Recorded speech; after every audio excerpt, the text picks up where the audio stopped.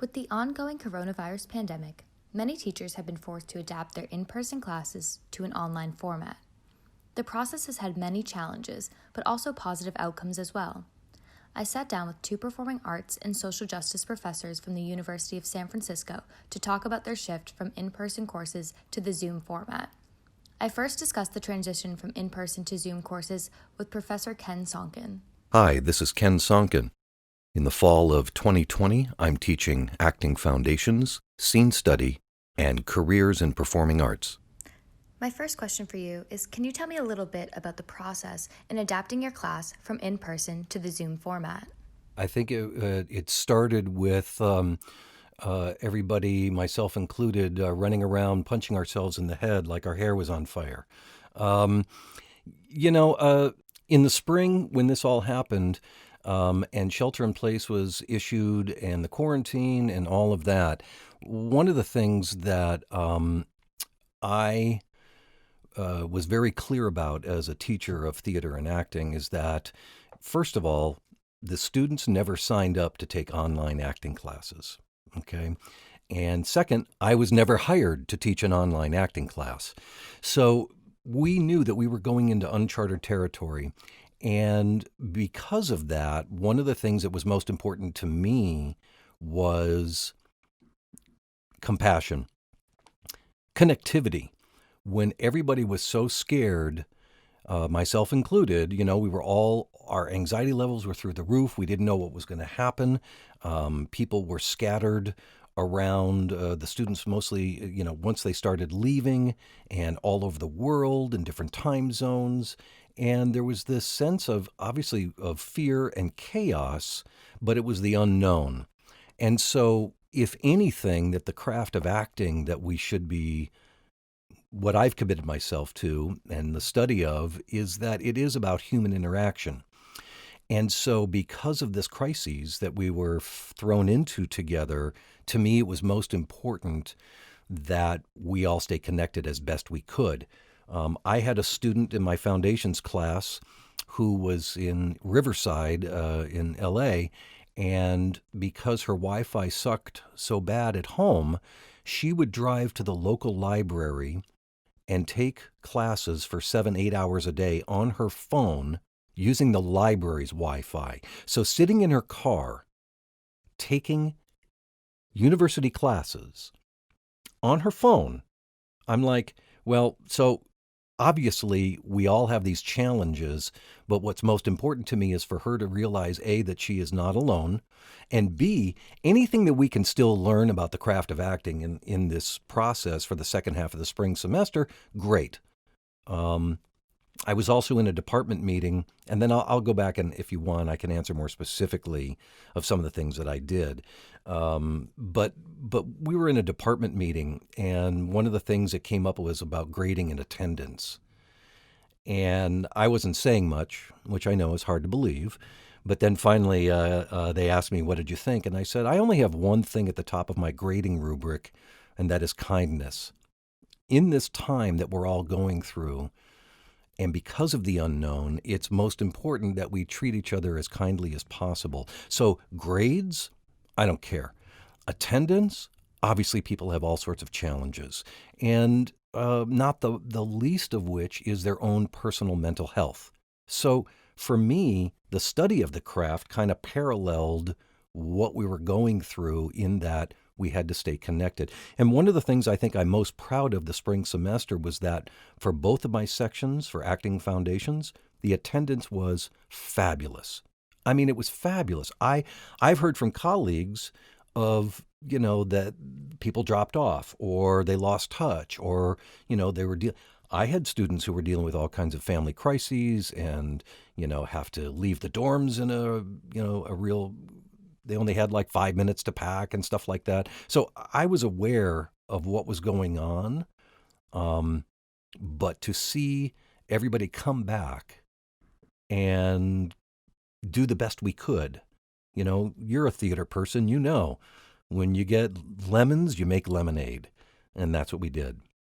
As far as the specifics of what I teach as an actor, because as you know, I'm pretty physical and I would say 60% of the stuff, 70% of the stuff that I offer in person is physical exercises. I'm not a scholar, I'm a practitioner. And so because of that, I immediately had to go through my syllabi and everything that I had planned for the second half of the semester and go, okay, that won't work. That won't work.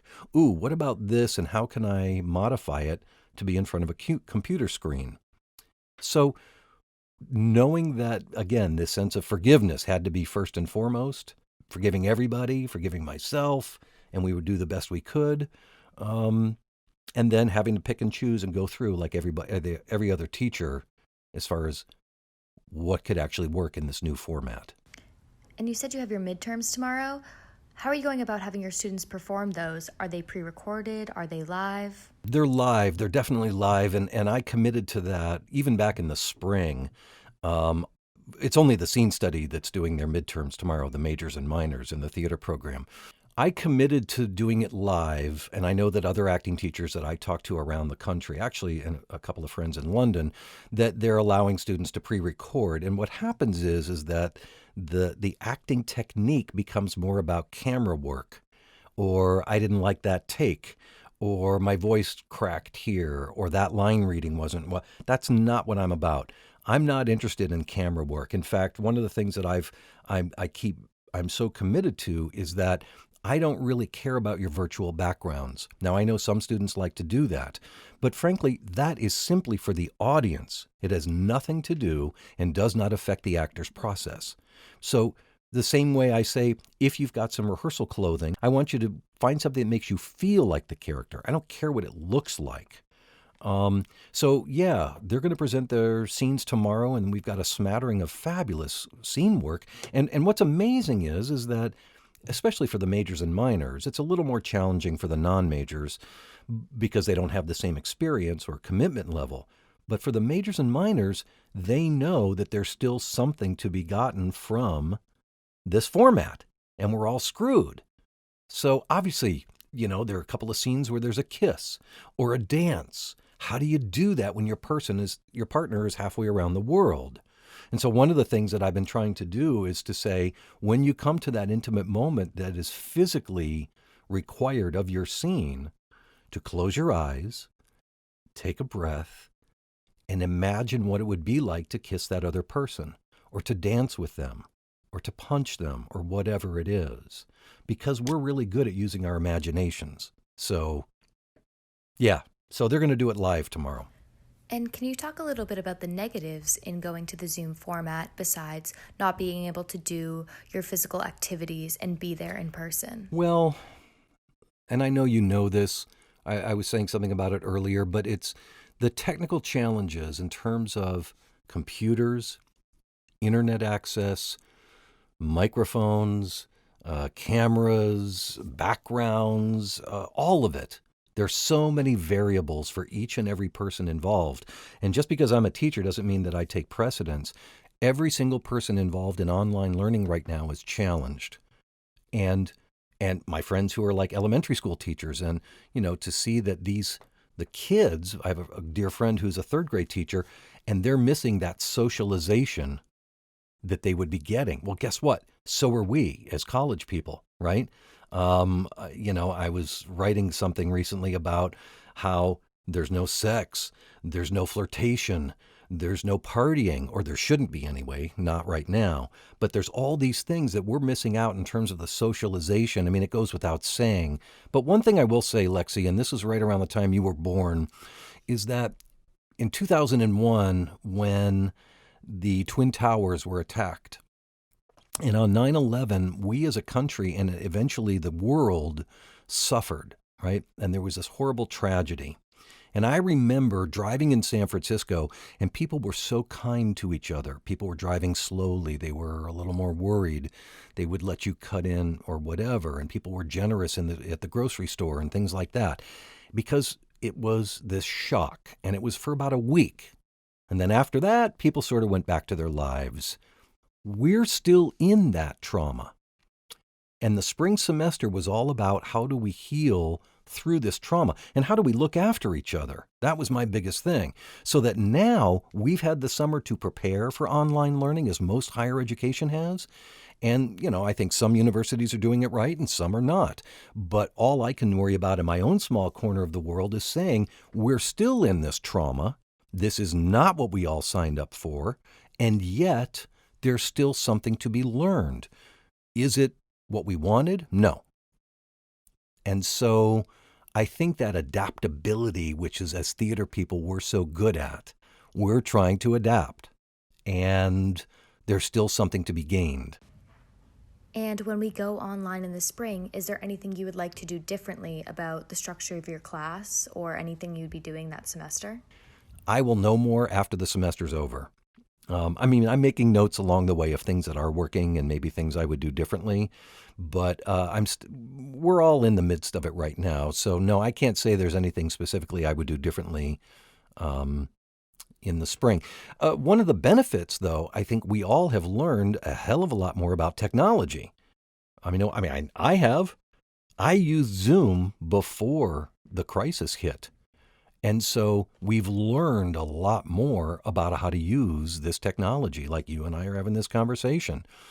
I also want to say that with the Black Lives Matter movement that rekindled in the spring, that there was also, because we're all isolated right now, there was this sense, and I don't know if this is true for you, but because we're alone, or most of us are alone, that we had more time on our hands because we don't have our social lives.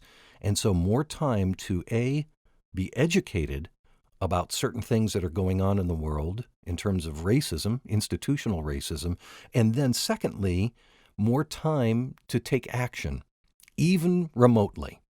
And I have to say that as an artist in the social justice program, that really is quite important to me. If I had been directing 3 shows and really busy and everything else, because all my directing projects have been put on hold.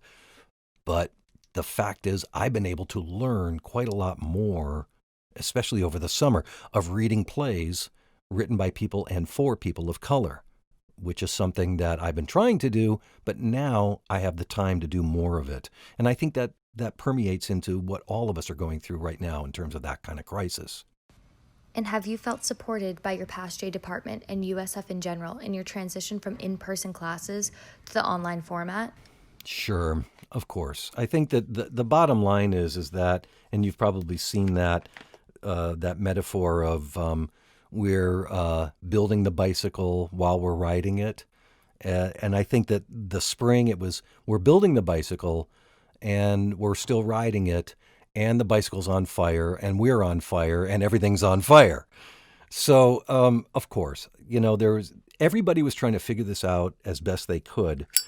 And I think that USF, just like everybody, they have been as diligent about safety as one can be, or an institution can be, and certainly balancing that with the lost revenue and the missed opportunities and so on. We're still figuring it out. I've taken so many online training courses now, as I know most teachers have at different levels. Those have been very helpful as far as the technological side. But I think every teacher has to kind of figure out what the hell they do and what translates and what doesn't. Because like I said, some stuff doesn't translate online. Thank you so much. And my last question, is there anything that we did not cover that you would like to address or talk about?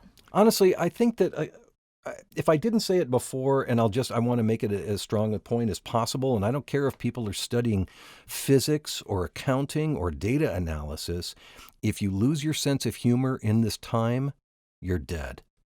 We have to stay as loose and light as we can. It's the only way to not only get through this, but to get through it together. And so a sense of humor and taking it one day at a time, that's the best that we can do. Next, I sat down with Professor Stephanie Hunt to talk about her transition and how her classes are functioning this semester in the online format. I'm Stephanie Hunt, and this semester at USF, I'm teaching 2 sections of Acting Foundations. My first question for you is, can you talk a little bit about adapting your classes from in-person to online? So right now, it's very different than it was in March. In March, it was an emergency, or as one of my friends said, it was triage. And it was just getting everything up and learning the technology well enough to communicate with the students. And I've taught 4 classes since then. So actually 2 classes completely on Zoom, acting classes, and then I'm teaching 3 classes this fall on Zoom, 2 of them at USF. And well, you have to learn the technology, and you also just have to be aware of pacing the class and timing the class so that people don't get completely exhausted and burned out just from looking at the screen. Because you realize that people are on Zoom all day long. Students are on Zoom all day long, and so are other people. I had to learn the technology, and I don't consider myself very technological, but I became technological. I was just like, I have to do this. So I learned as much as I could about Zoom at that point. And then I took improv classes because improvisers tend to have a can-do attitude. So I went online there were all these Facebook groups, and there were some other organizations that I knew I could learn from other teachers, and I could learn. And so I went straight to the improv people first, and just learned what they knew about technology and just how to try different things out in class and be willing to make mistakes and have a sort of experimental, joyous, well, we're heading into this together kind of an attitude. So it's really about framing it for the students, learning as much as you can, staying calm, and being willing to make mistakes. Which, the teacher is supposed to be the expert all the time. So I was the expert in guiding us through this experimental process. Then the next thing I did was I started taking a lot of classes online myself, taking acting classes online and seeing what people did effectively and also what I wanted to do differently. So that's the big answer. You really have to plan how you use people's energy, their time, and their focus. And you have to give them time off every half an hour to take a break, to get a glass of water, to even move away from the screen to some music and do some physical exercises just to make it possible. Also, I co-taught with another friend of mine this summer, and he teaches physical theater, and I knew I wanted to keep my classes very physical. So talking to other teachers, taking other classes, and co-teaching. And going off that point of making your classes more physical, what are the exercises that you've been able to incorporate into your class that allow your students to be more physical? Because I feel like it's hard. We're trapped inside of a box, essentially, when we're in class on a digital device. So how are you allowing your students to embrace that physicality? Yeah, I think the first thing is to really accept that we're in a box and to play with that. There's a great dance teacher named Liz Lerman, and she was putting YouTubes online at the very beginning about this is a proscenium stage and how do we play with the proscenium when we're making theater. I have students really be present physically, looking at each other, seeing each other, playing games with each other. I'm also a voice teacher, so I'm really interested in people breathing and opening up through the spine and finding, spine flexibility, opening up through the ribs. I'm also interested in people moving away from the screen and moving around their space. Sometimes I'll talk them through an exercise. Sometimes I'll play music. Sometimes I'll have everyone turn off their camera and do some writing exercises. But just making sure that everybody knows that actually their center is in their feet and in their spine and in their breath, and really lengthening, through their skeletal system. I teach standing up. I do office hours sitting down, but right now I'm standing up. And I ask my students to stand up, and there's that first moment where everyone's like, oh God, do we really have to stand up? And then once we start moving around, people are glad to be moving and getting some energy and moving away from the screen as well as coming back to the screen. I really want to see people be physical, which is challenging. I acknowledge that. I mean, we're in small spaces frequently at home. It's really important for people to breathe and be in their own bodies and feel their own breath and their own self. And also sensory life, which I think is really important for the actor. What are you smelling? What are you seeing? What are you hearing? What are you feeling? What are you tasting? All of that, those are exercises that in the classroom when we're together are much easier, but really important to being a live actor. So those are all things I focus on. And do you have any specific exercises you like to use for Zoom? Well, anything that involves a shared imagination and reality, and any exercises that make you really pay attention to the other actor in the screen or the other actors, the community of actors that you're looking at. So there are all kinds of improv games that I've been playing. This is such a foundational game in the acting class, but doing mirror is amazing. And I also learned an exercise from Mark Raphael that was very fun, where you look at your partner and you're actually guessing what they're going to do next. And it really asked the actors to be very attentive to each other, And so any exercise that gets the students to be very attentive to what the other students are doing, that brings us to life, is attention, right? Attention outside of ourselves, attention to the other actor, listening, all of that. So I'd say improv games, very playful improv games, mirror, and then this guessing game of figuring out what the other person is going to do next. And can you talk more about other positives in going to Zoom? Because it seems like things such as students being able to use different locations in their house to perform a scene could be a positive. Are there any other things like that you've noticed? Well, I'd say the big positive is we're able to have class safely, and we're able to keep our artistic growth and not have that be interrupted. We have community. I mean, I'm really interested in giving something that's meaningful and deeply playful and enjoyable too, and that fosters community. What else is positive about it? Students are getting a lot of camera experience, and I have a feeling that there are a lot of I know there are a lot of job interviews that are online now, and just the simple fact of needing to be lit well and needing to know how to frame yourself in the camera, and even knowing where to look in terms of the camera, so that if you're doing an interview, you can be very alive and not be disconnected from the person that you're having a meeting with or who you're talking to. So I would say even presentation techniques, and really knowing how to light yourself. I mean, some of these things I've been learning about. I've got my ring light, learning where to put, learning that the background is a stage set. I've got the books behind me here, and knowing that there's some significance to what's behind you, and also being curious about the other person. So I would say one of the beauties about Zoom is that you can really see the other person's face, and you can really, even though you can't have eye contact exactly, you can see their eyes and you can look into their eyes. I can look into your eyes. I can see that you're smiling because we're on Zoom right now. And that sometimes for beginning acting students, it takes a long time to really be able to look at another person's face and not be shy.